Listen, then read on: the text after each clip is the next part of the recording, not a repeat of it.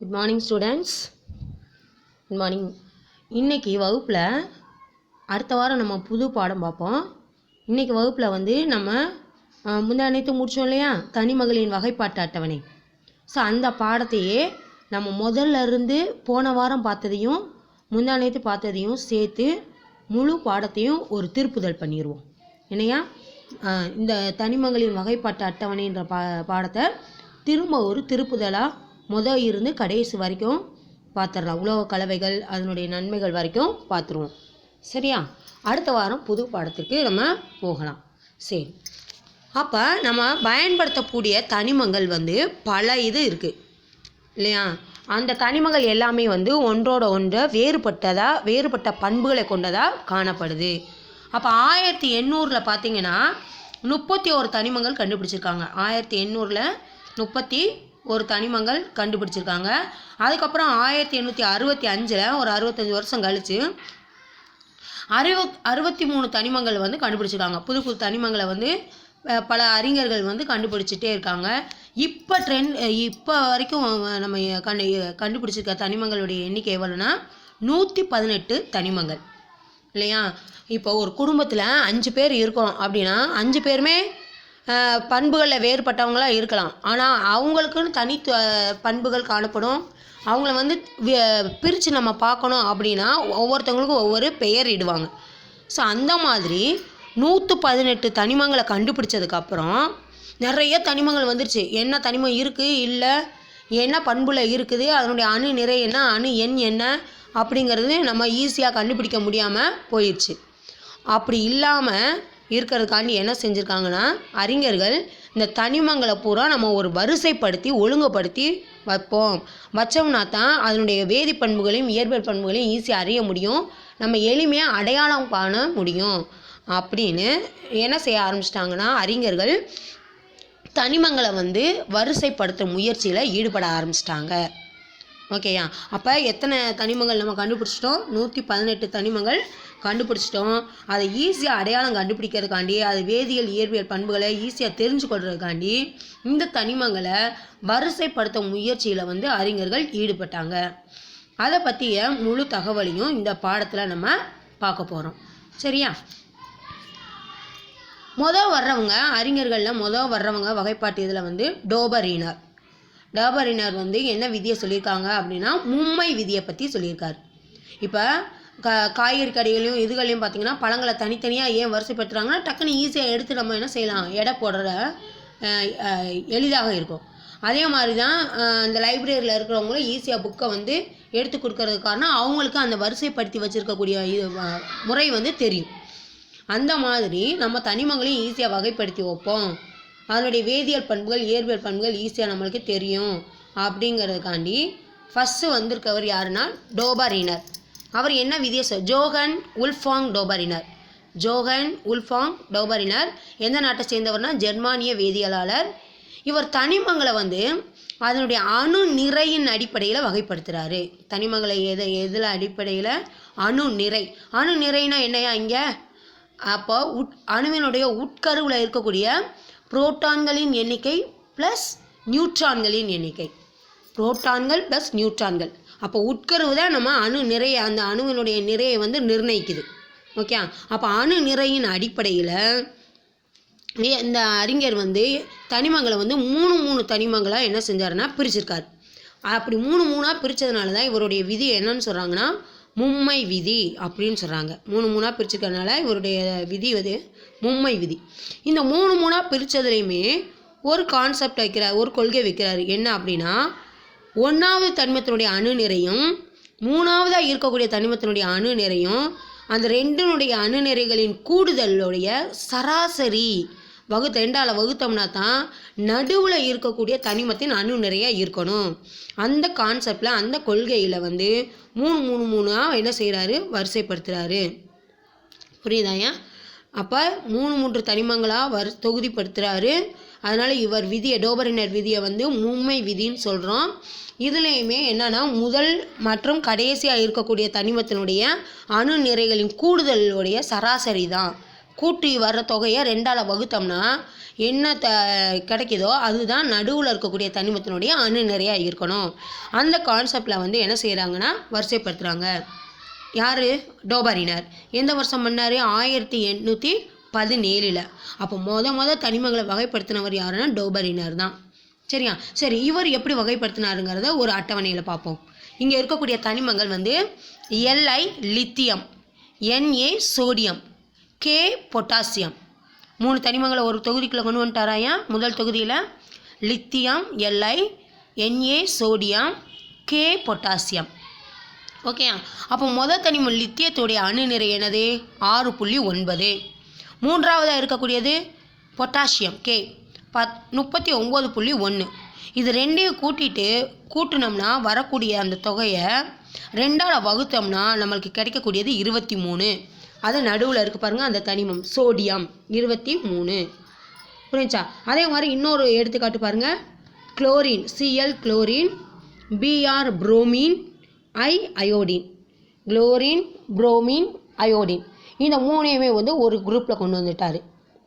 இப்போ பார்த்தீங்கன்னா குளோரினுக்கு வந்து அணு நிறை 35.5, அயோடினுக்கு வந்து 126.9. இது ரெண்டையும் கூட்டிடுங்க.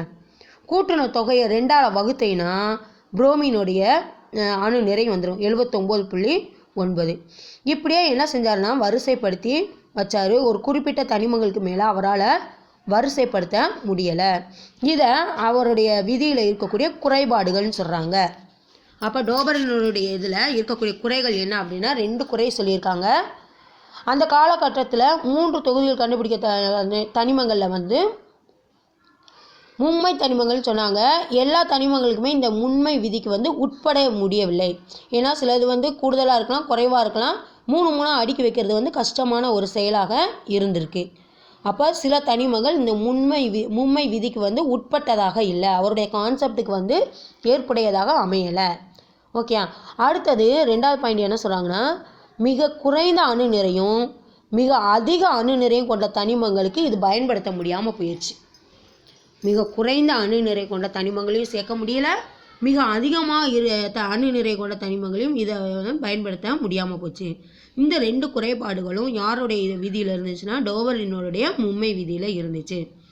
ஓகேயா? சரி, அடுத்து வந்தவர் அறிஞர் யாருன்னா நியூலாந்து. இந்த நியூலாந்து என்ன செய்கிறார் அப்படின்னா அவர் சொன்ன இது கான்செப்டையே கொஞ்சம் மாறுதல் பண்ணுறாங்க. அதாவது யாருடைய இதையும் ஒதுக்கலை, அதிலே கொஞ்சம் மேலும் மெருகேற்றி கொண்டே அந்த வகைப்பாட்டியலை வந்து மாற்றி அவங்களுடைய கான்செப்டை வந்து கொண்டு வர்றாங்க. நியூலாந்து வந்து என்ன விதி சொல்லியிருக்காரு அப்படின்னா எண்ம விதி. எண்மனா என்ன? 8 பிரிக்கிறாரு.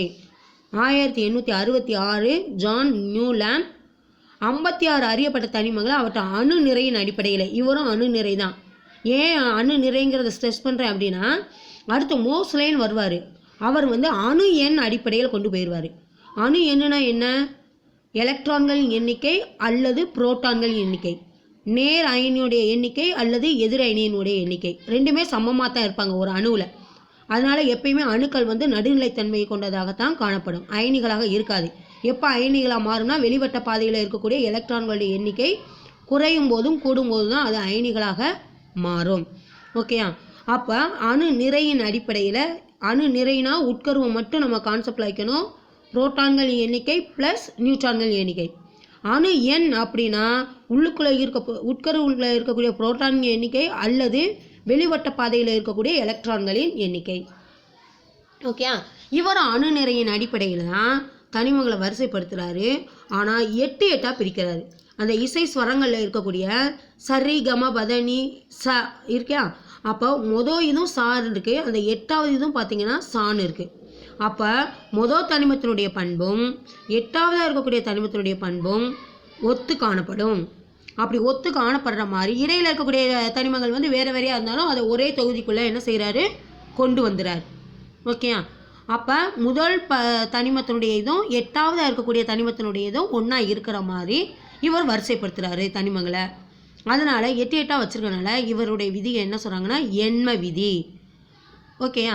அப்போ எண்ம விதியில் இவருடைய மெயின் கான்செப்ட் என்ன அப்படின்னா இதுவும் 8வதாக இருக்கக்கூடிய தனிமங்களும் பண்புகளை எப்படி இருக்கணுமா? ஒத்து காணப்படணும். புரியுதா? அப்போ ஒரு எடுத்துக்காட்டாக என்ன சொல்லியிருக்காங்கன்னா ஃப்ளூரின் ஃப்ளூரின் தனிமம் வந்து முதல் தனிமமாக இருக்கக்கூடிய ஹைட்ரஜன் பண்பை ஒத்து காணப்படுதுன்னு சொல்கிறாங்க. இந்த செயல்பாடு என்ன, நியூலாந்து எண்ம விதியை பயன்படுத்தி தனிம ஜோடிகளை வந்து காண்கன்னு சொல்கிறாங்க. எடுத்துக்காட்டாக மெக்னீசியமும் கால்சியமும் வந்து பண்புகளை வந்து ஒத்து காணப்படுது. இந்த மாதிரி 2 தான் வந்து நம்ம ஜோடி சேர்த்து கண்டுபிடிக்க சொல்லியிருக்காங்க. இவருடைய இதில் பார்த்தீங்கன்னா அட்டவணையை இந்த எண்ம விதியோடைய அட்டவணை இதுதான். ஃபஸ்ட் இருக்கக்கூடியது hydrogen H, Li lithium, gallium இல்லையா, இந்த மாதிரி கார்பன், நைட்ரஜன், ஆக்சிஜன், ஃப்ளூரின். 1வது ஹைட்ரஜனும் 8வது இருக்கக்கூடிய ஃப்ளூரினும் எப்படி இருக்காங்கன்னா பண்புகளில் ஒத்து காணப்படுறாங்களாம். அதுக்கடுத்து பார்த்தீங்கன்னா சோடியமும் குளோரினும் என்ன செய்யுது, பண்புகளில் ஒத்து காணப்படுது. இந்த மாதிரி 8 வகைப்படுத்தியிருக்கார் பாருங்க. இசை ஸ்வரங்களில் இருக்கிற மாதிரி 1லேருந்து 7 வரைக்கும், அதுக்கப்புறம் 8லேருந்து 14 வரைக்கும். ஆனால் அந்த முதல் இருக்கக்கூடிய தனிமங்கள் எல்லாமே எப்படி இருக்கும்னா பண்புகளில் வந்து ஒத்து போனதாக காணப்படுது. சரியா? இதிலே பார்த்தீங்கன்னா இதில் இருக்கக்கூடிய குறைபாடுகள் என்ன அப்படின்னா, இதுலேயும் குறைபாடுகள் இருந்துச்சு. அடுத்து வந்தவங்க வந்து இந்த குறைபாடுகளை நீக்கிற மாதிரி என்ன செய்யணும், தனிமங்களை வந்து வகைப்படுத்தணும். அப்போ வந்தவர் டோபரினர் மும்மை விதி சொன்னார். அடுத்து வர்றவர் யார், நியூலாந்து எண்ம விதியை சொல்லியிருக்காரு. என்ன இதில் இருக்கு குறைபாடு அப்படின்னா, 2 வேறுபட்ட தனிமங்கள் வந்து ஒரே இடத்தில் வைக்கப்பட்ட நிகழ்வுகள் நடைபெற்றது. வேறு வேறு பண்புகள், வேறு வேறு கேரக்டர்ஸ், வேறு வேறு இயற்பியல் வேதியியல் பண்புகள் கொண்ட தனிமங்களை ஒரே தொகுதிக்குள்ளே வைக்க வேண்டிய நிலை வந்துச்சு. எடுத்துக்காட்டாக யார் சொல்கிறாங்க அப்படின்னா கோபால்ட்டும் நிக்கலும் பண்புகளை வேறுபட்டிருந்தாலும் அதை ஒரே தொகுதிக்குள்ளே வைக்க வேண்டிய நிலை வந்திருக்கு. அடுத்தது முற்றிலும் மாறுபட்ட பண்புகளுடைய தனிமங்கள் வந்து அதே தொகுதியில் வைக்கப்பட்டன. முற்றிலும் வேறு வேறு கேரக்டர் இருக்கக்கூடிய பண்புகள் இருக்கக்கூடியதை ஒரே தொகுதிக்குள்ளே இருக்க வேண்டிய சூழ்நிலை. எடுத்துக்காட்ட என்ன கொள்ள சொல்லியிருக்காங்க, cobalt, nickel, palladium, platinum, iridium. Iridium எல்லாமே வந்து ஹாலஜன் தொகுதியில் அமைக்கப்பட்டிருக்கு. இது எல்லாமே குறைபாடுகள். அதாவது வேறு வேறு ஒரே பண்புகளை ஒத்து இருக்கக்கூடிய தனிமங்களை தானே ஒரு தொகுதிக்குள்ளே வைக்கணும். ஆனால் வேறு வேறு பண்புகள் கொண்ட தனிமங்களையும் ஒரு தொகுதிக்குள்ளே கொண்டு வந்திருக்காரு. இது குறைபாடாக சொல்கிறாங்க. அடுத்து எண்ம விதி வந்து கால்சியத்தை காட்டிலும் அதிக அணுநிறை கொண்ட தனிமங்களுக்கு ஏற்புடையதாக இல்லை. கால்சியத்தை காட்டிலும் அதிக அணுநிறை கொண்ட தனிமங்களுக்கு வந்து ஏற்புடையதாக இந்த இது அமையலை அப்படின்னு சொல்கிறாங்க. அப்போ நியூலாந்தோடைய அட்டவணையில் 56 தனிமங்களுக்கு மட்டுமே போடப்பட்டது. பிற்காலத்தில் கண்டுபிடிக்கக்கூடிய தனிமங்களுக்கு அதில் இடம் இல்லை. ஏன்னா அடுத்து வந்தவர் வந்து மென்டலீஃப் வந்து தனிம வருஷ அட்டவணையில் நிறைய கேப் விட்டுருப்பார். ஒரு வாய்ப்பு கொடுப்பாரு, எதிர்காலத்தில் வரக்கூடிய சயின்டிஸ்ட் வந்து நிறைய புதிய தனிமங்களை வந்து கண்டுபிடிக்கட்டும். ஆனால் அந்த கண்டுபிடிக்கக்கூடிய தனிமம் இந்த அணு எண்ணில் தான் இருக்கணும், இதனுடைய இயற்பியல் பண்பு இப்போ இருக்கும், வேதியியல் பண்பு இப்போ இருக்கும்னு நிர்ணயத்தையும் முன்னாடியே என்ன செஞ்சுறாரு, சொல்லிடுறாரு. பின்னாடி கண்டுபிடிச்சவங்க வந்து ஆச்சரியப்படக்கூடிய வகையில் அவர் பல ஆண்டுகளுக்கு முன்னாடி சொன்னது அப்படியே கன்ஃபார்ம் பண்ணி அதே அணு எண்ணிலேயே இருந்துச்சு, இயற்பியல் பண்புகள் வேதியியல் பண்புகள்லேயுமே இருந்துச்சு. ஸோ அந்த மாதிரியான வாய்ப்புகள் இந்த நியூலாந்தோடைய எண்ம விதியில் வந்து இல்லை, அட்டவணையில் இல்லை. சரியா? அப்போ பிற்காலத்தில் கண்டுபிடிக்கக்கூடிய தனிமங்களுக்கு அதில் இடம் இல்லாமல் போயிடுச்சு. இது ஒரு குறைபாடு. அடுத்து பிற்காலங்களில் கண்டுபிடிக்கப்பட்ட அரிய வாயுக்கள் நியான், ஆர்கான் 9வது தனிமத்திற்கு முதலாவது தனிமத்தின் ஒத்த பண்புகளை காண்பித்தன. எது ஒத்த பண்புகள் காட்டுறாங்கன்னா ஃப்ளூரினும் சோடியமும் இடையில் வைக்கப்பட்டது நியான் வந்து மந்த வாயுக்கள். நியான், ஹீலியம், ஆர்கன் எல்லாமே. ஏன் மந்த வாயுக்கள்னு சொல்கிறாங்கன்னா வெளிவட்ட பாதையில் வந்து எலக்ட்ரான்கள் எண்ணிக்கை வந்து ஃபுல் ஆகிருக்கும். புரியுதா? இத்தனை குறைபாடுகள் இருக்குது யாருடைய இதில், நியூலாந்தோடைய எண்ம விதியில். சரி, இவருடைய இதையும் குறைபாடை நீக்கிற மாதிரி அடுத்து யார் வர்றாங்க அப்படின்னா மென்டலீஃப் வர்றாரு. மென்டலீஃப் வந்து 1869 ரஷ்ய வேதியியல் அறிஞர். இவர் வந்து என்ன செய்கிறாரு அப்படின்னா, அவங்க அணு நிறையின் அடிப்படையில் செஞ்சாங்க இல்லையா டோபரினரும் நியூலாந்தும், இல்லை வேண்டாம் அணு எண் அடிப்படையில் நம்ம ஆவர்த்தனம் செய்வோம். தனிமங்களின் இயற்பியல் மற்றும் வேதியியல் பண்புகள் அவற்றின் அணு எண்களின் அடிப்படையில் ஏறு வரிசையில் தனிமங்களை என்ன செய்ய ஆரம்பிச்சிட்டாரு, வரிசைப்படுத்த ஆரம்பிச்சிட்டாரு. அப்படி வரிசைப்படுத்தக்கூடிய இவர் உருவாக்குன இந்த அட்டவணை தான் இப்போ வரைக்கும் நம்ம பயன்படுத்தக்கூடிய அட்டவணை. பேசிக் ஃபவுண்டேஷன் யார் இது பண்ணாங்கன்னா மென்டலீஃப் கொடுத்த அட்டவணை தான். இப்போ இருக்கக்கூடிய அந்த நீள் வரிசை தனிம அட்டவணை வந்து இவருடைய அட்டவணையில் கொஞ்சம் மாறுதல் செஞ்சு தான் மோஸ்லே வந்து உருவாக்கியிருப்பார். சரியாப்பா? அப்போ இவர் வந்து தனிமங்களின் இயற்பியல் மற்றும் வேதியியல் பண்புகளை அவற்றின் அணு எண்களின் அடிப்படையில் வந்து ஏர் வரிசையில் அமர்த்துறாரு. இதில் பார்த்தீங்கன்னா என்ன சிறப்பு பண்புகள் இருக்குது அப்படின்னா, ஃபஸ்ட்டு பாயிண்ட்டு 8 நீண்ட செங்குத்து நிரல் தொகுதிகள். தொகுதினா செங்குத்தாக இருக்கக்கூடியது எத்தனை இருக்குது? 8 இருக்குது. 7 படுக்கை விஷம் கிடைமட்டமாக இருக்கக்கூடியது 7 இருக்குது. அப்போ வரிசை 7 தொகுதி 8. இதனால் நான் வச்சுக்கணும். நான் அடுத்து நீண்ட அட்டவணையில் நீள்வரிசை அட்டவணையில் வந்து கொஞ்சம் மாற்றி 18 தொகுதிகள் வரும். இன்னும் கொஞ்சம் எலாபரேட்டாக பண்ணிடுறோம் மோஸ்லேயோடைய இதில். அப்போ 8 செங்குத்து நிரல்களும் தொகுதி வந்து 8 இருக்குது. படுக்கை கிடைமட்டமாக இருக்கக்கூடியது 7 இருக்குது. வரிசை 7 8 தொகுதி. இந்த 8 தொகுதியிலையுமே பார்த்தீங்கன்னா ஏபின்னு என்ன செஞ்சுருக்காங்க? 2 பிரிச்சிருக்காங்க. ஒத்த பண்புகளை கொண்டதை ஏபிக்குள்ளே கொண்டு வந்திருக்காரு. சரியா? இதில் பார்த்தீங்கன்னா முதல் முறையாக தனிமங்கள் வந்து விரிவாக சரியான முறையில் வகைப்படுத்தப்பட்டிருக்கு. இவர் தான் ஃபஸ்ட்டு ஒரே பண்புகள் கொண்ட தனிமங்களை வந்து முதல் எதுனா 8 இதாக கொண்டு வந்தாங்க, 3 தான் கொண்டு வந்தாங்க. அவர் ஒரு கான்செப்டை கொண்டு வந்தார். இவர் என்ன செஞ்சார்னா பல பண்புகள் கொண்ட தனிமங்களை வந்து ஒரே தொகுதிக்குள்ளேயே டம்ப் பண்ணார். நியூலாந்து அந்த மாதிரி இருக்கக்கூடாது. ஒத்த பண்புகளை கொண்ட தனிமங்களை தான் நம்ம ஒரே வரிசைக்குள்ளே கொண்டு வரணும் அப்படின்றத தெளிவாக கொண்டு வந்து இது வந்து எதுக்கு ஈஸியாக இருக்குது அப்படின்னா வேதியியல் ஆய்வுகளை வந்து எளிதாக்கியது. ஒரே பண்புகளை கொண்ட தனிமங்களை ஒரு குரூப்பில் கொண்டு வந்ததுனால வேதியியல் ஆய்வுகளை எளிதாக்கியது. அடுத்து ஒத்த பண்புகளுடைய தனிமங்கள் வந்து ஒரே தொகுதியில் வகைப்படுத்தும் போது பார்த்திங்கன்னா அந்த தொகுதியில் என்ன அணு நிறையில் தீர்மானிக்கப்பட்டதோ அந்த இது வந்து சரி செய்யப்பட்டது. எடுத்துக்காட்டாக பெரிலியத்தினுடைய அணு நிறை வந்து 14. பின்னாடி வந்து அவங்க மென்டலிஃபை வந்து ஆராய்ஞ்சு இல்லை அது வந்து 9 அப்படிங்கிறத வந்து சரி செஞ்சாங்க. தவறாக இருந்தக்கூடிய அணு நிறைகளை வந்து கரெக்டான ஆராய்ஞ்சு கரெக்டான ஒரு இதை நிர்ணயம் பண்ணார். சரியா? அடுத்து அந்த நேரத்தில் கண்டுபிடிக்கப்படாத தனிமங்களுக்கு வந்து நிறைய கேப் விட்டுருந்தார். அவருடைய இதில் கேப் விட்டுட்டு அந்த இதுக்கும் ஒரு பெயர் இட்டுட்டு அந்த அணு எண்கள் எவ்வளோ இருக்கணும், அதனுடைய இயற்பியல் பண்புகள் என்ன, வேதியியல் பண்புகள் என்ன அப்படிங்கிறதையும் நிர்ணயம் பண்ணி அவர் முன்கூட்டியே என்ன செஞ்சிடறாரு? சொல்லிடுறாரு. சொல்லிவிட்டு பின்னாடி வந்த அறிவியல் அறிஞர்கள் வந்து இதான் மென்டலிஃபோடைய அட்டவணை. பார்த்திங்கன்னா 8 இருக்காயா செங்குத்து இதாக பார்த்தீங்கன்னா 8 இருக்கும். அதுக்குள்ளேயே பார்த்திங்கன்னா ஏபின்னு 2 தொகுதியாக என்ன செஞ்சுருக்காங்க? பிரிச்சுருக்காங்க. படுக்கை விஷமாக பார்த்திங்கன்னா கிடைமட்டமாக பார்த்திங்கன்னா 7 கிடைமட்டம், செங்குத்து வந்து 8. சரி, இந்த லாஸ்ட் இதில் பார்த்திங்கன்னா நிறைய கேப் இருக்கும். அதுலேயும் பார்த்திங்கன்னா அதில் தனிமத்தினுடைய பேர் கொடுக்காம அவர் சிலிக்கானுக்கும் அலுமினியம் இதுக்கெலாம் வந்து பெயரிட்டிருப்பார். ஏக்கா சிலிக்கான், ஏக்கா அலுமினியம் அப்படின்னு பெயரிட்டுட்டு அதனுடைய அணு எண்களை வந்து நிர்ணயம் பண்ணியிருப்பார். ஓகேயா?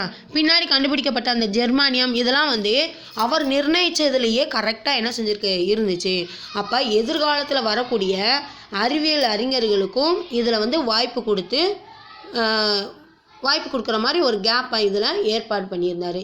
இது எல்லாமே வந்து மென்டலிஃப் அட்டவணையில் இருக்கக்கூடிய ஒரு சிறப்பு பண்புகள் எதெல்லாம் பெஸ்ட்டாக இருந்துச்சு அப்படிங்கிறத வகைப்படுத்திட்டாங்க. சரியா? அப்போ 8 தொகுதிகளாகவும் 7 வரிசைகளாகவும் பிரிக்கிறாரு. அதுக்குள்ளே ஏபின்னு கொண்டு வராங்க. ஒத்த பண்புகளுடைய தனிமங்களை வந்து ஒரு தொகுதிக்குள்ளே கொண்டு வர்றதுனால வேதியியல் ஆய்வு செய்கிறதுக்கு எளிதாக இருந்துச்சு. அதே மாதிரி தவறான அணு நிறையை கொண்ட தனிமங்களை வந்து திரும்ப கண்டுபிடிச்சு அதனுடைய கரெக்டான அணு நிறையை வந்து நிர்ணயம் பண்ணார், கண்டுபிடிச்சார். அதுக்கப்புறம் நிறைய கேப் விட்டு பிற்காலத்தில் கண்டுபிடிக்கக்கூடிய தனிமங்களுடைய இதையும் நிர்ணயம் பண்ணி கொடுத்துருந்தார். இது எல்லாமே வந்து மென்டலிஃபோடைய அட்டவணையில் இருக்கக்கூடிய சிறப்பு பண்புகள். அடுத்து என்ன குறைபாடு இருந்துச்சு? இவர் இதுலேயும் குறைபாடு இருந்துச்சு. அந்த குறைபாடை நீக்கி தான் மோஸ்ட்லே வந்து என்ன செஞ்சார்? மாற்றினார். நீள்வரிசை அட்டவணையை கொண்டு வந்தார்.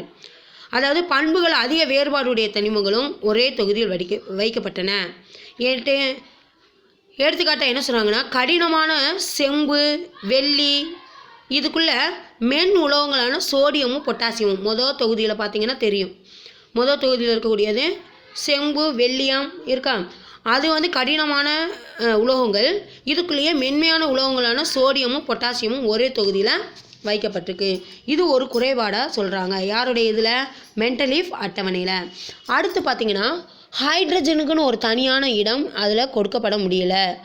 அது அலோகமாகிய ஹைட்ரஜன், லித்தியம், சோடியம், பொட்டாசியம் போன்ற மென் உலோகத்தோட ஒரு தொகுதியில் மேலே டாப் மோஸ்ட்டில் பார்த்திங்கன்னா முத இருக்கக்கூடியது யார் தான் இருப்பாங்க? ஹைட்ரஜன் தான் இருக்குது. அதுக்குன்னு ஒரு செப்பரேட்டான ஒரு இடத்தை அவரால் கொடுக்க முடியல.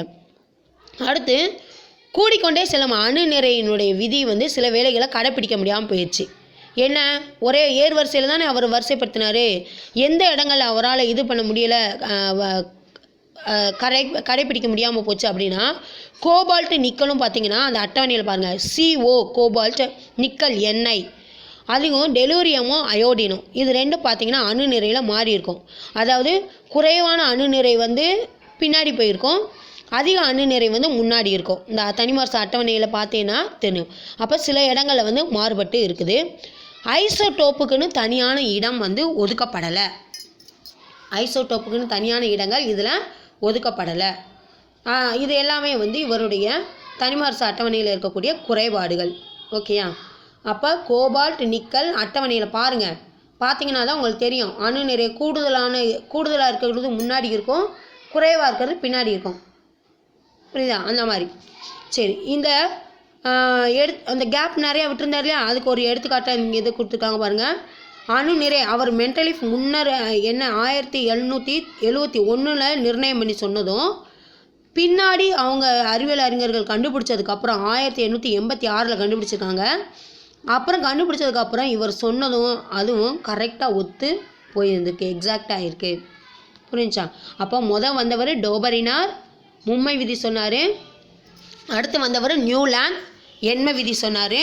அடுத்து மெண்டலீஃப் அதையே கொஞ்சம் மாற்றி அட்டவணை மாதிரி போட்டுறாரு.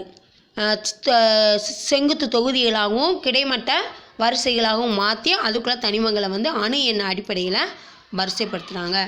சரியா? அணு நிறைய. அதுக்கு அடுத்து வந்தவர் தான் மோஸ்லே, ஹென்றி மோஸ்லே, 1913. இப்போ நம்ம பயன்படுத்தக்கூடிய அட்டவணை இந்த அட்டவணை தான். இந்த அட்டவணையை உருவாக்குனவர் யாருன்னா ஹென்றி மோஸ்லே. ஓகே, இந்த ஹென்றி மோஸ்லே வந்து என்ன செய்கிறார் அப்படின்னா, எக்ஸ் கதிர் சிதைவு சோதனை மூலமாக தனிமங்களுடைய பண்புகளை வந்து அதனுடைய அணு எண்களின் அடிப்படையில் வரிசையில் என்ன செய்கிறாரு? வரிசைப்படுத்துகிறாரு. அப்போ இருக்கக்கூடிய மெண்டலீஃப் இதை வந்து குறும் அட்டவணைன்னு சொல்கிறாங்க. ஏன்னா 8 தொகுதிக்குள்ளேயே முடிச்சிட்டார் இல்லையா. இப்போ இந்த மோஸ்லே சொல்கிறத வந்து நீண்ட அட்டவணை அப்படிங்கிறாங்க. மெண்டலீஃப் உடையது குறும் அட்டவணை, மோஸ்லே உடையது வந்து நீண்ட அட்டவணை. அப்போ நவீன ஆவர்த்தன விதி என்ன அப்படின்னு சொல்லி பார்த்தோம்னா, தனிமங்கள் அவற்றின் இயற்பியல் வேதியியல் பண்புகள் அணு எண்களின் அடிப்படையில் வந்து செயல்படுத்தப்பட்டிருக்கு, செயல்பாடு உடையதாக மாற்றப்பட்டிருக்கு. இது பார்த்திங்கன்னா அந்த அட்டவணை கலராக இருக்கும். தொகுதி பாருங்கள், ஹைட்ரஜன்லேருந்து ஆரம்பித்து lithium, sodium, potassium, rubidium, caesium, francium இருக்கா, FR, CS, சீசியம், இது எல்லாமே பார்த்திங்கன்னா தொகுதியில் இருக்கக்கூடியது. இந்த தொகுதி செங்குத்தாக இருக்கக்கூடியது எல்லாமே என்னதுயா? தொகுதிகள். செங்குத்தாக இருக்கக்கூடியது எல்லாமே தொகுதிகள், படுக்கை வசமாக இருக்கக்கூடியது எல்லாமே வரிசைகள். ஓகே, அப்போ வரிசை எத்தனை இருக்குது? 7 வரிசை தான், அதில் மாற்றம் இல்லை. மெண்டலீஃப் 7 வரிசை தானே கொடுத்தாரு, அதில் மாற்றம் கிடையாது. தொகுதி மட்டும்தான் 8 தொகுதி வச்சுருந்தார் அவர். அதுக்குள்ளேயே என்ன செஞ்சாருன்னா ஏபின்னு மாற்றினார்.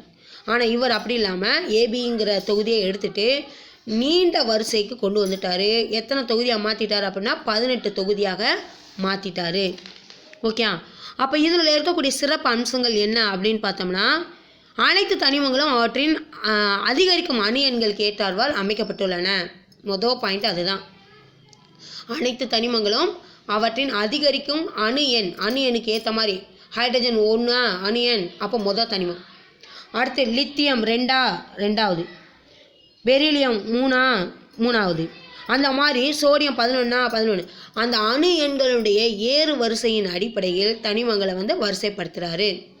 அடுத்து இந்த அட்டவணையில் கிடைமட்டமாக இருக்கிறதும் பார்த்தோம், செங்குத்தும் பார்த்தோம். எத்தனை செங்குத்து தொகுதிகள் இருந்துச்சு? 18. கிடைமட்ட வரிசையில் எத்தனை இருந்தாங்க? 7. ஓகே, அடுத்து தனிமங்கள் அவற்றின் அணுக்களில் உள்ள கூடுகளில் வந்து அணு எண்களுக்கு ஏற்ப வகைப்படுத்தப்பட்டிருக்கு. சரியா, ஏறு வரிசையில் வகைப்படுத்தி வச்சுருக்காங்க. இது ஒவ்வொன்றுமே பார்த்தீங்கன்னா ஒவ்வொரு குடும்பமாக்கியிருக்காங்க. இப்போ அட்டவணைக்கு போயிடுறேன் மிஸ்ஸு. மொதல் இருக்கக்கூடிய பார்த்தீங்கன்னா லைட் ரோஸ் கலரில் இருக்க பாருங்கள்.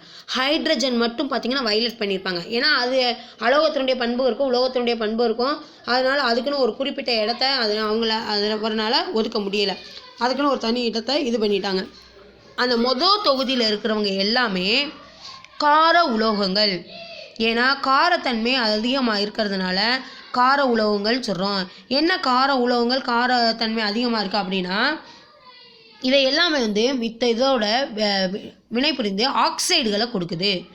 அப்போ ஆக்சைடுகளை கொடுக்குதுன்னா இது காய்கறிகளில் வந்து அந்த சிவப்பு ஊதா நிறத்தை வந்து கொடுக்கக்கூடியதாக இருக்குது. அப்போ ஊதா நிறம் வந்துட்டாலே காரத்தன்மை கொண்டதாக காணப்படும்.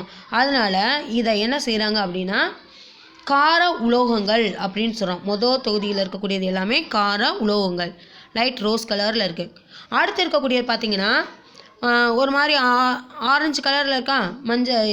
இதில் beryllium, BE beryllium, magnesium MG, CA calcium, அதிலிருந்து ஆர்ஏ ரேடியம் வரைக்கும் இருக்கக்கூடியவங்க எல்லாமே காரமண் உலோகங்கள். காரமண் உலோகங்கள். ஓகே, அப்போ காரமண் உலோகங்கள்னால் இது அந்த புவியில் கிடைக்கக்கூடிய இதனால இதை என்ன செய்கிறாங்கன்னா காரமண் உலோகங்கள், எர்த் மெட்டல்ஸ்ன்னு சொல்கிறாங்க. அடுத்து பார்த்தீங்கன்னா மஞ்சள் கலரில் இருக்க பாருங்கள். இந்த மஞ்சள் கலரில் இருக்கக்கூடியது எல்லாமே இடைநிலை தனிமங்கள். ஏன் இவங்க எல்லாத்துக்கும் இடைநிலை தனிமங்கள்னு சொல்கிறாங்க? எதுலேருந்து? 3வது தொகுதியிலேருந்து 12வது தொகுதி வரைக்கும், 3லேருந்து 12 வரைக்கும் பார்த்தீங்கன்னா மஞ்சள் கலரில் இருக்கும். இதில் ஹச்ஜி இருக்கா, மெர்க்குரி, அதை மட்டும் தனித்து காணப்படும். அது வந்து திரவ வடிவில் இருக்கும். மித்தது எல்லாமே திண்ம வடிவத்தில் இருந்தால் அது மட்டும் திரவ வடிவில் அரை வெப்பநிலையில் காணப்படும். அதனால் அதை தனித்து காமிச்சிருக்காங்க. ரெட் கலரில் இருக்குது பாருங்கள். மித்தது எல்லாமே பார்த்தீங்கன்னா இடைநிலை தனிமங்கள். ஏன் இது இடைநிலை தனிமங்கள்னு சொல்கிறாங்க அப்படின்னா இடைப்பட்ட பண்புகளை கொண்டு இருக்கும் அலோகத்துக்கும் உலோகத்துக்கும் இடையில். அப்போ உலோக பண்பானது இதிலிருந்து இப்படி போக போக போக பார்த்தீங்கன்னா உலோக பண்புகள் குறைந்து அலோக பண்புகள் மாறி வந்துடுது. புரிஞ்சாயா? அப்போ இருக்கக்கூடியது என்ன உலோகங்கள்? கார உலோகங்கள். அடுத்தது கார மண் உலோகங்கள். அதுக்கப்புறம் இருக்கக்கூடிய மஞ்சள் கலரில் இருக்கக்கூடியது எல்லாமே இடைநிலை தனிமங்கள். அதுக்கப்புறம் இந்த சைடு பாருங்கள், இந்த கார்னரில் பார்த்தீங்கன்னா எல்லா கலரும் மல்டி கலர்ஸில் இருக்காங்க. க்ரீனு, ப்ளூவு, டார்க் ப்ளூவு, வயலட்டு, மந்த வாய்க்கள்லாம் பார்த்தீங்கன்னா அந்த ஊதா கலரில் கொடுத்துருக்காங்க, ஒரு மாதிரி கத்திரிப்பு கலரில். யார் யார்? Helium, neon, argon, krypton, xenon, அவங்க எல்லாருமே பார்த்தீங்கன்னா மந்த வாயுக்கள். பல வகையான தனிமங்கள் கூட்டு தான் இருக்குது, ஒரு கலவையாக இருக்குது. ஸோ அந்த அப்போ உலோகங்கள் இருக்கலாம், அலோகங்கள் இருக்கலாம், உலோக போலிகள் இருக்கலாம். உலோக போலிகள் யார்? ஆர்சனிக்கும் இல்லையா அவங்க. அப்போ பல வகைப்பட்ட ஒரு கலப்பு கூட்டாக இருக்குது இந்த இடத்துல. எதில் இருந்து இருக்காங்க? 13லேருந்து 18 வரைக்கும், 13லேருந்து 18 வரைக்கும் இருக்கக்கூடியவங்க. ஸோ அதனால் இவங்க எல்லாரையுமே வந்து என்ன சொல்கிறாங்கன்னா பிரதிநிதித்துவ தனிமங்கள்னு சொல்லுவாங்க. பல வேறுபட்ட தனிமங்கள் இதுக்குள்ளே இருக்கிறதுனால. சரியா? இப்போ கீழே என்ன இருக்குது அப்படின்னா ரோஸ் கலரில் இருக்குது பாருங்கள், லாந்தனைடு, ஆக்டினைடு. ஏன் இது உங்களை வந்து தனித்து பிரித்து போட்டிருக்காங்க அப்படின்னா இவங்க ஆல்ரெடி எதுக்குள்ளே இருக்காங்கன்னா அந்த 6வதுலேருந்து பிரிச்சுருக்காங்க. அந்த ரோஸ் கலர் அவனுக்கு டிஃப்ரென்ஸ் பண்ணி காட்டியிருக்காங்க பாருங்கள். அதுலேருந்து பிரிஞ்சு வந்தவங்க தான் இவங்க. இவங்களை ஏன் பிரித்து போட்டிருக்காங்க அப்படின்னா இவங்க எல்லாருமே கதிர் இயக்க தனிமங்கள். இவங்க எல்லாமே கதிர் இயக்க தனிமங்கள். இயற்கையாகவே வந்து கதிர்களை வந்து உமிழக்கூடிய தன்மை கொண்டதுனால இந்த கதிர் இயக்க தனிமங்களை வந்து பிரித்து தனி தொகுதியாக கீழே கொண்டு வந்துட்டாங்க. அதுக்கு பேர் கொடுத்துறாங்க லாந்தனைடுகள், ஆக்டினைடுகள். லாந்தனைடுகள், ஆக்டினைடுகள். இப்போ இந்த கலரை வச்சு இந்த அட்டவணை நல்லா தெரிஞ்சுக்கிச்சாயா? நீ இவ்வளோ நாள் தெரியாட்டினாலும் இப்போயாவது தனிமங்களை இப்படியெல்லாம் பிரிச்சிருக்காங்க அப்படிங்கிறதையாவது அட்லீஸ்ட் நம்மளுக்கு தெரிஞ்சுக்கணும். ஓகேயா? அதே மாதிரி தனிமங்களுடைய பேர்களும் கொஞ்சம் படிச்சுக்கிறணும். எல்லைனா lithium, Na sodium, K potassium, Ca calcium, C carbon, அந்த மாதிரி வேர்டுகளை Cu காப்பர் வார்த்தைகளை வந்து நீ என்ன செஞ்சுக்கிறோம்னா படிக்க ஆரம்பிச்சுக்கிறணும். புரியுதாப்பா? சரி, இதில் பார்த்தீங்கன்னா இதை என்ன சொன்னோம்? கார உலோகங்கள், அடுத்தது காரமண் உலோகங்கள், மஞ்சள் கலர் எல்லாமே இடைநிலை தனிமங்கள். இது எல்லாமே வந்து அலோகங்கள், உலோக போலிகள் எல்லாமே சேர்ந்துருக்குது. கீழே இருக்கக்கூடியவங்க எல்லாமே கதிரியக்க தனிமங்கள். யார்? லாந்தனைடும், ஆக்டினைடும். இதுக்குள்ளேயே ஒரு குடும்பமாக்குறாங்க. என்னன்னா 13வது இருப்பாருங்க, பி இருக்கா, boron. Boron, AL aluminium, GA gallium. இவங்க எல்லாத்தையுமே என்னன்னு சொல்கிறாங்கன்னா போரான் குடும்பம். அந்த ஸ்டார்டிங்கில் இருக்கவங்க கூட மட்டும் நல்ல மைண்டில் வச்சுக்கோங்க. பீன்னு இருக்காங்க. அதனால 13வது இது எல்லாமே என்ன குடும்பம், போரான் குடும்பம். 14 தொடக்கத்தில் யார் இருக்காங்க, C carbon. Carbon, SI silicon. புரியுதா? அப்போ சி இருக்கிறதுனால இவங்க எல்லாமே 14 எல்லாமே கார்பன் குடும்பம். ஓகே. அடுத்து 15 பார்த்தீங்கன்னா என் நைட்ரஜன். அப்போ இவங்க எல்லாமே நைட்ரஜன் குடும்பம். நைட்ரஜன் குடும்பத்தில் யார் இருக்காங்க, பி பாஸ்பரஸ், அதுலேருந்து கீழே வரைக்கும். சரியா? அப்போ 13 போரான் குடும்பம், 14 கார்பன் குடும்பம், 15 நைட்ரஜன் குடும்பம், 16 பார்த்தீங்கன்னா ஆக்சிஜன் இருக்கும். ஆக்சிஜன், சல்ஃபர், எஸ் இருக்கா, பொலோனியம், டெலூரியம், செலினியம், இது எல்லாமே பார்த்தீங்கன்னா ஆக்சிஜன் குடும்பம். ஆக்சிஜன் குடும்பத்துக்கு இன்னொரு பேர் என்னன்னா சால்கோஜென்ஸ். இன்னொரு பேர் என்ன சொல்கிறாங்க, சால்கோஜன் குடும்பம். புரியுதாயா? அப்போ முதல் இருக்கக்கூடிய அந்த தனிமத்தை மட்டும் நம்ம ஞாபகம் வச்சுக்கணும். 13 போரான் இருக்குது, அதனால் அவங்களுக்கு பேர் போரான் குடும்பம். 14 கார்பன் முதல் எடுத்தோன்னே இருக்குது, கார்பன் குடும்பம். அடுத்தது 15 நைட்ரஜன், நைட்ரஜன் குடும்பம். 16 ஆக்சிஜன் இருக்குன்னா ஆக்சிஜன் குடும்பம், சால்கோஜன் குடும்பம். ஓகே. அப்போ சால்கோஜனுக்கு எடுத்துக்காட்டு கொடுங்கன்னா எது வேணாலும் எழுதலாம். ஆக்சிஜன் எழுதலாம், சிலிக்கான் எழுதலாம், டெலூரியம், பொலோனியம், இது எல்லாமே வந்து சால்கோஜனுக்கு எடுத்துக்காட்டாக நம்ம அப்போ குரூப்பை நம்ம தெரிஞ்சுக்கிறணும். அந்த குரூப்புக்குள்ளே இருக்கிறாங்கன்னா சால்கோஜன் அப்படின்னு கேட்டாங்கன்னா ஆக்சிஜன் குரூப்புக்குள்ளே இருக்கக்கூடியதை ஒன்றை தூக்கி எழுதணும். அதே மாதிரி 17 பார்த்தீங்கன்னா ஃப்ளூரின், எஃப் இருக்குது இல்லையா? அப்போ ஹாலோஜன், ஹாலோஜன் குடும்பம். இல்லை உப்பினிகள், ஹாலஜன்கள் இல்லாட்டினா உப்பினிகள். ஹாலஜனுக்கு ஒரு எடுத்துக்காட்டு கொடுங்க அப்படின்னா ஃப்ரான்சியம், சிஎல், குளோரின் இருக்காம, புரோமின், அயோடின், இதில் எது வேணாலும் நம்ம உதாரணமாக என்ன செய்யலாம், எடுத்துக்கலாம். அப்போ அந்த குரூப் எல்லாமே பார்த்தீங்கன்னா 17 எல்லாமே என்ன குடும்பங்கள் சொல்கிறாங்க, ஹாலஜன் குடும்பங்கள். நல்லா கவனிச்சுக்கோ. 16 சால்கோஜன், ஆக்சிஜன் எல்லாமே சால்கோஜன். ஃப்ளூரின் ஃபேமிலிக்குள்ளே இருக்கக்கூடிய ஃப்ளூரின், குளோரின், புரோமின், அயோடின் எல்லாருமே வந்து ஹாலஜன் குடும்பங்கள். ஹாலஜன் குடும்பம் இல்லாட்டினா உப்பினிகள்.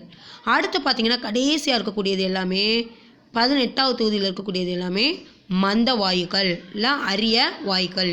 யார் யார், HE helium, neon NE, AR krypton, argon AR argon, KR krypton, XE xenon.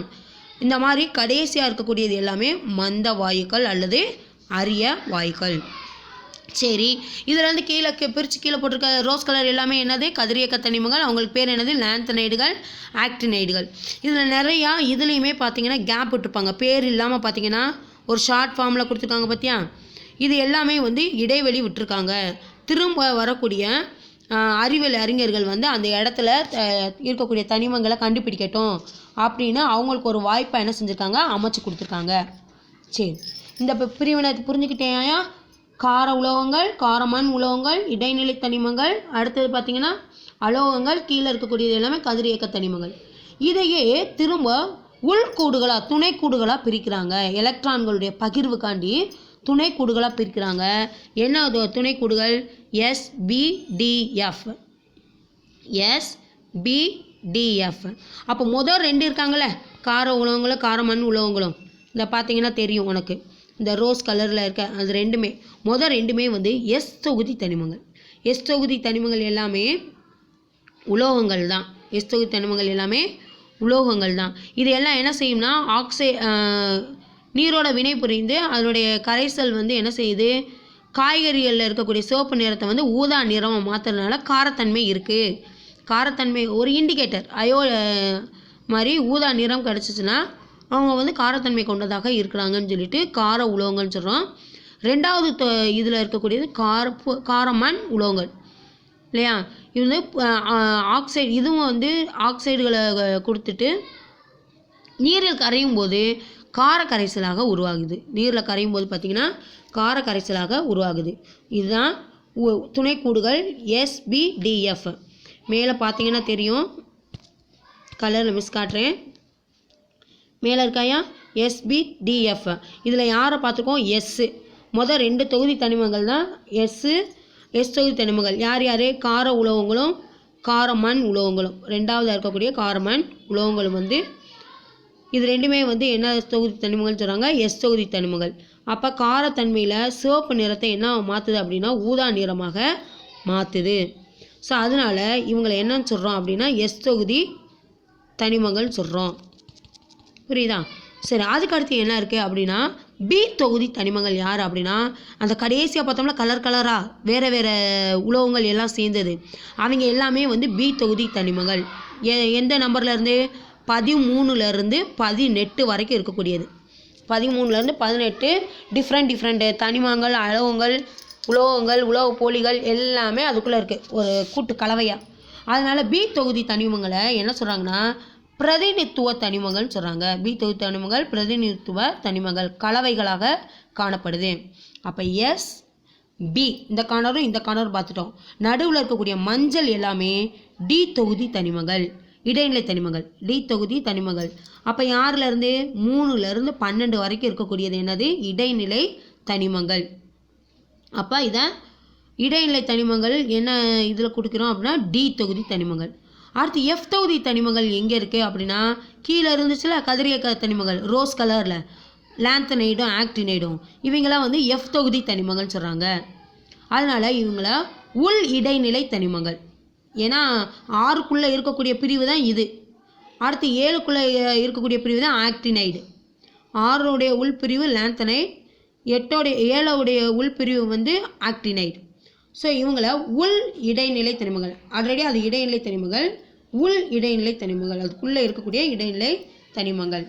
புரிஞ்சாயா? அப்போ ஃபஸ்ட்டு இருக்கக்கூடியது எஸ் தொகுதின்னு சொல்கிறோம், இந்த கார்னர் என்ன சொல்கிறாங்க பி தொகுதின்னு சொல்கிறோம், நடுவில் இருக்கக்கூடியது டி தொகுதி, கீழே இருக்கக்கூடியது எஃப் தொகுதி. அப்போ துணைக்கூடுகளாக SPDFன்னு கொண்டு வராங்க. எதுக்கு இது தேவை அப்படின்னா எலக்ட்ரான்கள் பகிர்வின் போது ஈஸியாக வந்து நம்ம பிரித்து போடுறதுக்கு எளிமையாக இருக்குது. கான்ஃபிகரேஷன், எலக்ட்ரான் கான்ஃபிகரேஷனுக்கு ஈஸியாக இதாக இருக்குது. ஓகே, அதுக்கடுத்து பார்த்திங்கன்னா நவீன தனிம வரிசை அட்டவணையினுடைய சிறப்புகள்லாம் என்ன அப்படின்னா மொதல் பாயிண்ட் வந்து அட்டவணையினுடைய அணுவின் மிக அடிப்படை தன்மையான அணு எண்ணை அடிப்படையாக கொண்டது. பேசிக் கான்செப்ட் யாரை பேஸ் பண்ணி தான் நம்ம இது பண்ணியிருக்கோம்? அணு எண் அடிப்படையில் வரிசைப்படுத்தப்பட்டு உள்ளது. அதுக்கடுத்து தனிமத்தினுடைய அமைவிடத்தையும் அணு அமைப்பையும் தெளிவாக ஒருங்கிணைக்குது. இது 2வது பாயிண்ட், தெளிவாக ஒருங்கிணைச்சிருக்குது. அதே மாதிரி அணு எண்களுடைய வரிசை வந்து அதிகரிக்க அதனுடைய கூடுகள் வந்து மந்தவாயு வர மெதுவாக வந்து என்ன செஞ்சுருக்காங்க? நிரப்பியிருக்காங்க. ஒரு ஒழுங்கான வரிசை முறையில் அந்த தனிமங்கள் வந்து வரிசைப்படுத்தப்பட்டு உள்ளன. அதுக்கடுத்து பார்த்திங்கன்னா ஒவ்வொரு தொகுதியும் வந்து தற்சார்பு உடையதாக இருக்குது. கார்பன்னா கார்பன் கூடிய அந்த பண்புகள் எல்லாமே இருக்குது. போரான்னா போரான், அதுக்கடுத்து ஆக்சிஜன் சால்கோஜன் குடும்பம், ஹாலஜன் குடும்பம், மந்த வாய்க்கல்னா மந்த வாய்க்கால். ஸோ இந்த மாதிரி தற்சார்பு உடைய தொகுதிகளாக துணை தொகுதிகளாக செய்யப்பட்டிருக்கு. அடுத்து தனிமத்தினுடைய ஐசோடோப்புகளுக்குன்னு தனியாக இடம் ஒதுக்காமல் ஒரே இதுக்குள்ளேயே இருக்குது. இப்போ குளோரினுடைய ஐசோடோப் 2 Cl1735 Cl1737 இல்லையா? இந்த ரெண்டுக்குமே வந்து தனித்தனி ஒரு இடங்களை ஒதுக்காமல் ஒரே இதுக்குள்ளேயே என்ன செஞ்சுருக்காங்க? உருவாக்கியிருக்காங்க, வச்சுருக்காங்க. அடுத்து 8வது தொகுதியில் இருக்கக்கூடிய அமைவிடம் வந்து சரியாக வந்து நிரூபிக்கப்பட்டிருக்கு. இதனுடைய பண்புகள் எல்லாமே பார்த்திங்கன்னா இடைப்பட்ட பண்புகள் கொண்டதாக காணப்படுது. அடுத்து அட்டவணையில் உலோகங்களையும் அலோகங்களையும் தனித்தனியாக பிரிச்சுட்டாங்க. ஏன்னா வலது மூலையிலேருந்து அப்படியே திரும்ப போக என்ன செஞ்சிச்சு? உலோகங்களுடைய பண்புகள் குறைஞ்சி அலோகங்களுடைய பண்புகள் மாறிடுச்சு. அப்போ ஈஸியாக உலோகம் அலோகங்களை வந்து நம்ம பிரித்து பார்க்குறதுக்கு வேறுபடுத்தி பார்க்குறதுக்கு எளிமையாக இந்த அட்டவணை அமைஞ்சிருது. அடுத்து பார்த்திங்கன்னா ஒரு சில இடங்களில் வந்து கொஞ்சம் அந்த அணு எண்களின் அடிப்படையில் வந்து அதுக்கு ஏற்ற மாதிரி மாறுபாடுபட்டு இருந்திருக்கும். லாந்தனைடுக்கும் ஆக்டினைடுக்கும் வந்து ஒரு தனியான ஒரு இடத்த கொடுத்துருக்காங்க. இது எல்லாமே வந்து நவீன தனிம வரிசை அட்டவணையில் இருக்கக்கூடிய சிறப்பு பண்புகளாக ஒரு 8 பண்பு என்ன செஞ்சுருக்காங்க? கொடுத்துருக்காங்க. ஓகே, அதுக்கடுத்து பார்த்திங்கன்னா தனிம வரிசை அட்டவணையில் இருக்கக்கூடிய ஹைட்ரஜனுடைய நிலைப்பாடு என்ன? ஹைட்ரஜனுக்குன்னு ஒரு தனியாக இடத்த கொடுத்துருக்காங்களா அப்படின்னா கிடையாது. தனியான ஒரு இதை கொடுக்கல. லேசான மற்றும் சிறிய தனிம வரிசை அட்டவணையில் வந்து முதல் தனிமமாக இருக்கக்கூடியது ஹைட்ரஜன். அது அணியன் 1s1 அதனால இவன் வந்து கார உலோகங்களாகவும் ஹாலஜன் பண்பையும் தன்னில் கொண்டிருக்கு. அப்போ அலோகங்களாகவும் இருக்குது, உலோகங்களாகவும் இருக்குது. அதே சமயத்தில் எலக்ட்ரான்களை இழந்து நேர் அயனியாகவும் எலக்ட்ரான்களை ஏற்றுக்கொண்டு எதிர் அயனியாகவும் மாறுது. ஹாலஜன் குடும்ப உப்பினிகள் போல எலக்ட்ரான்களை பெற்று ஹைட்ரைடுகளை உருவாக்குது. அப்போ கார உலோகங்கள் திண்மங்கள், அதே வேளையில் ஹைட்ரஜன் ஒரு வாயு, திண்மங்களாகவும் இருக்குது, வாயுவாகவும் இருக்குது. அதனால இதுக்குன்னு ஒரு குறிப்பிட்ட ஒரு இடத்தை இவரால் ஒதுக்கி தர முடியலை, எந்த தொகுதியில் வைக்கணும்னு தெரியல. அதனால் தனித்து முதல் இடத்துல கொண்டு வந்து வச்சுருக்காரு. இன்னும் வரைக்குமே வந்து இதுக்கு ஒரு முடிவு காணப்படலை, ஒரு சர்ச்சைக்குரியதாகவே என்ன செஞ்சுருக்கான் இருக்குதான். சரியா? அடுத்து வந்து மந்த வாயுக்களுடைய நிலைப்பாடு என்ன? மந்த வாயுக்கள் எங்கே இருக்காங்க? 18வது தொகுதியில் இருக்காங்க. யார்லேருந்து? ஹீலியம், நியான், ரேடியம், அதுலேருந்து ரேடான் வரைக்கும் இருக்கக்கூடியது எல்லாமே மந்த வாயுக்கள். அது எந்த ஒரு வேதி வினைகளையும் என்ன செய்யாது, ஈடுபடாது. ஏன்னா ஃபுல் ஆகிருக்கும். அந்த வெளிவட்ட பாதையில் இருக்கக்கூடிய எலக்ட்ரான்கள் எண்ணிக்கை ஃபுல் ஆகிருக்கும். இணை திறனுக்கு வந்து அங்கே வாய்ப்பே இருக்காது. இணை திறன்னா என்ன?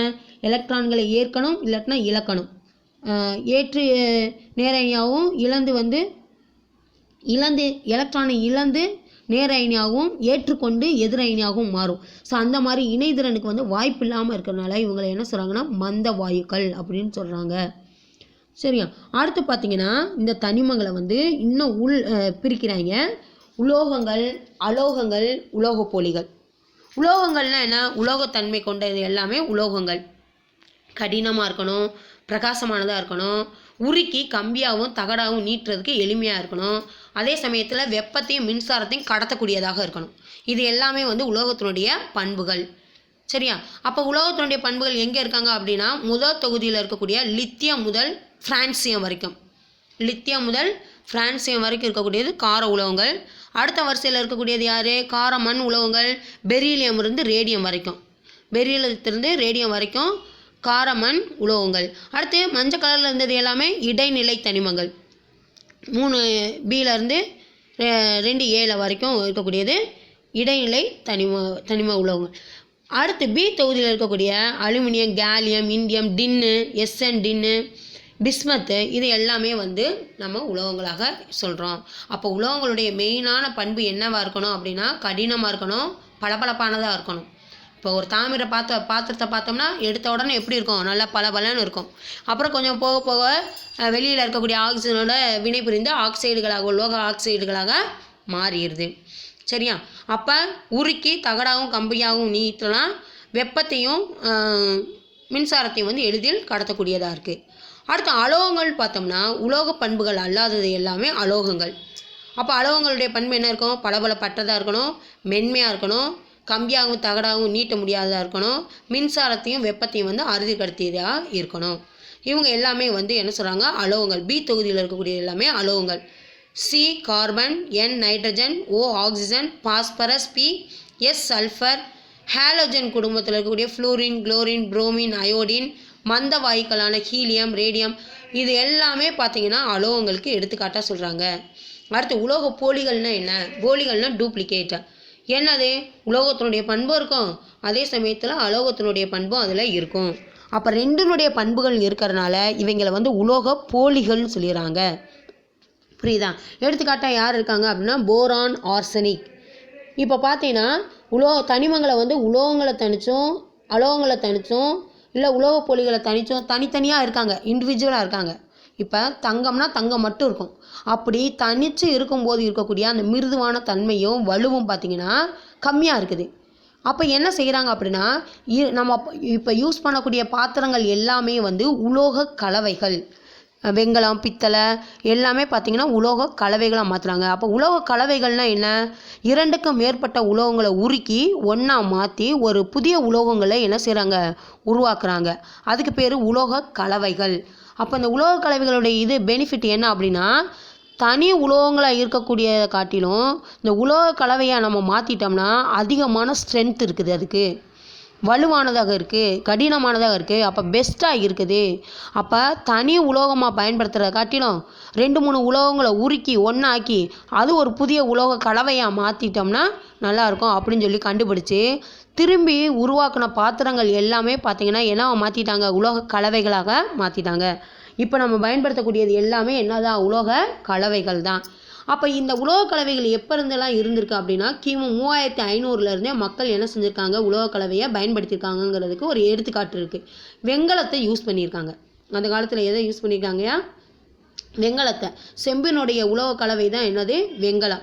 புரியுதா? அப்போ வெண்கலத்தை பயன்படுத்தியிருக்காங்க. அப்பயே அந்த காலத்திலேயே என்ன செஞ்சுருக்காங்கன்னா உலோக கலவைகளை பயன்படுத்தியிருக்காங்க. அப்போ அந்த உலோக கலவை எப்படி இருக்குது, தனியாக இருந்த உலோகங்களை காட்டிலும் அதிக வலிமையானதாகவும் வலுவானதாகவும் இருந்திருக்கு. புரியுதா? அப்போ இந்த உலோக கலவையினுடைய பண்புகள், சிறப்புகள் என்ன, நன்மைகள் என்ன அப்படின்னா, தனியாக இருக்கும்போது இருக்கக்கூடிய தனிமங்கள் வந்து ஈஸியாக என்ன செஞ்சிரும்னா துரு பிடிச்சிருமா, அரித்து போகுமா. அந்த மாதிரி இல்லாமல் இந்த உலோக கலவைகள் வந்து அரிதாக சிறிதளவே தான் துரு பிடிக்குது, அரிமானத்துக்கு உள்ளாகுது. அப்போ பெஸ்ட்டாக இருக்குது, உலோக கலவை நல்லதாக இருக்குது. அடுத்து பார்த்திங்கன்னா தூய உலோகத்தை விட கடினமானதாகவும் வலிமையானதாகவும் இருக்குது. எடுத்துக்காட்டாக என்ன செய்கிறாங்கன்னா, இந்த ஆபரணங்கள் தயாரிக்கிறாங்கள, தோடு, நெக்லஸ்ஸு, செயின் இதெல்லாம் தயாரிக்காங்கள, அப்படி தயாரிக்கும் போது பார்த்திங்கன்னா பியூர் தங்கமாக இருந்தால், தனி தங்கமாக இருந்தால் அது மிருதுவாக உடஞ்சி போயிடும். அப்படி உடையாமல் வலுவாக கடினமாக இருக்கணும் அப்படின்னா அதோட உலோக கலவையாக மாற்றணும். அப்போ உலோக கலவையாக மாற்றணும்னா தங்கத்தோடு யாரை சேர்க்குறாங்க அப்படின்னு பார்த்தீங்கன்னா செம்பு சேர்க்குறாங்க. புரியுதா? அப்போ செம்பை சேர்க்கும்போது கடினத்தன்மை உடையதாக இருக்குது, கொஞ்சம் வந்து வலிமையானதாக மாறுது, உலோக கலவையாக மாறுது. அப்போ 24 கேரட்டில் இல்லாமல் 22 கேரட்டில் போட்டு ஒரு 2 கேரட்டில் என்ன சேர்க்குறாங்கன்னா செம்பை சேர்க்குறாங்க எல்லா இதுலேயும். புரியுதா? அடுத்து தூய உலோகத்தை விட கடத்தும் தன்மை குறைவு. என்ன கடத்தும் தன்மை? தூய உலோகங்களில் வந்து வெப்பம், மின்சாரம் கடத்துன்னு சொல்லுவோம் இல்லையா, அதை காட்டிலும் உலோக கலவைகள் வந்து அதிகமான அளவுக்கு வெப்பத்தையும் மின்சாரத்தையும் கடத்தக்கூடியதாக இருக்குது. அப்போ தனித்து இருக்கக்கூடியதை காட்டிலும் மிக்சடு பண்ணதுக்கப்புறம் ஒரு பெஸ்ட்டான ஒரு இதாக இருக்குது. ஓகே, அப்போ உலோக கலவைகள் எடுத்துக்காட்டாக யாரை கொடுத்துருக்காங்கன்னா செம்பனுடைய உலோக கலவையினால பித்தளையும் வெண்கலமும் பார்த்திங்கன்னா அதிக வெப்பத்தையும் மின்சாரத்தையும் கடத்தக்கூடிய தன்மை கொண்டதாக காணப்படுது. சரி, அதுக்கப்புறம் பார்த்தீங்கன்னா உருகு நிலை தூய உலோகத்தின் உருகு நிலையை விட குறைவு. எடுத்துக்காட்டாக பட்டாசு சொல்லியிருக்காங்க. பட்டாசு எதனுடைய உலோக கலவைனா ஈயமும் வெள்ளியமும் சேர்ந்த உலோக கலவை. ஈயமும் வெள்ளியமும் சேர்ந்த உலோக கலவை.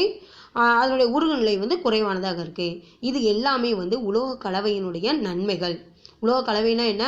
2 அல்லது அதற்கு மேற்பட்ட உலோகங்களை வந்து ஒன்றா ஆக்கி ஒரு புதிய உலோகத்தை உருவாக்குறோம், அதுக்கு தான் உலோக கலவை. இது இண்டிவிஜுவலாக தனித்து இருக்கும்போது இருக்கிறத காட்டிலும் பெஸ்ட்டானதாக இருக்குது. அதில் என்னென்ன பெஸ்ட்டெல்லாம் இருக்குது அப்படின்னு சொல்லிட்டு ஒரு 4 இதை என்ன செஞ்சுருக்காங்க, வரிசைப்படுத்தி நம்மளுக்கு கொடுத்துருக்காங்க. புரிஞ்சாயா? அதாவது போன வார வகுப்பும் இந்த முந்தின நாள் வகுப்பையும் கவனிக்காத பசங்க இந்த ஃபுல் பாடத்தையுமாவது ஒரு முறை பார்த்துருக்கணும். சரியா? இந்த வார தேர்வு வந்து இந்த பாடத்திலேருந்து டெஸ்ட்டு நான் கொடுக்குறேன். புரிஞ்சா தம்பி? இவ்வளோ நாள் போன வாரமும் இந்த முந்தின கிளாஸும் பார்க்காதவங்க இந்த வீடியோவை நீ பார்க்கணுங்கிறதுக்காண்டி தான் ஆன்லைன் கிளாஸில் இல்லாமல் மிஸ்ஸு A to Z ரெக்கார்டரில் எடுத்து உனக்கு போடுறேன். ஓகே, கண்டிப்பாக எல்லா மாணவர்களும் இதை நீ என்ன செஞ்சுருக்கணும், பார்த்துருக்கணும். ஃபோன் இல்லாத பசங்களுக்கு பக்கத்தில் இருந்தாங்கன்னா நீ பார்க்குற பையன் அவனையும் சேர்த்து என்ன செய்யுங்க, பார்க்க வைங்க. ஹோம்ஒர்க்கு கொடுத்தா நீ அவனுக்கும் சொல்லி எழுத வச்சு நம்மளுக்கு நம்ம ஃபோனில் உன்னுடைய ஃபோனில் ஃபோட்டோ எடுத்து மிஸ்ஸுக்கு அனுப்பிவிடுங்க. ஓகேயா?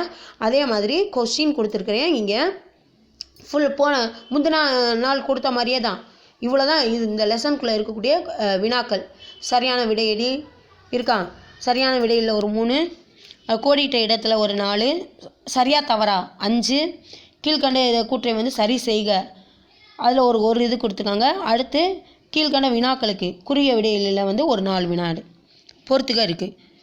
இதை எல்லாத்தையுமே நீ என்ன செஞ்சுருக்கணும்னா குறித்து படிச்சுட்டு வந்துருக்கணும். சரியாப்பா? இதில் இருந்து தான் மிஸ்ஸு நான் ஹோம்ஒர்க் கொடுப்பேன். முடிஞ்ச அளவுக்கு படித்து உன்னுடைய டெஸ்ட் நோட்டில் எழுதி பார்த்துட்டு பேரண்ட்ஸ் சைன் வாங்குங்க. என்னடா டெய்லி எப்போ கிளாஸ் எடுத்தாலும் மிஸ் இப்படியே சொல்கிறாலே நினைக்காத.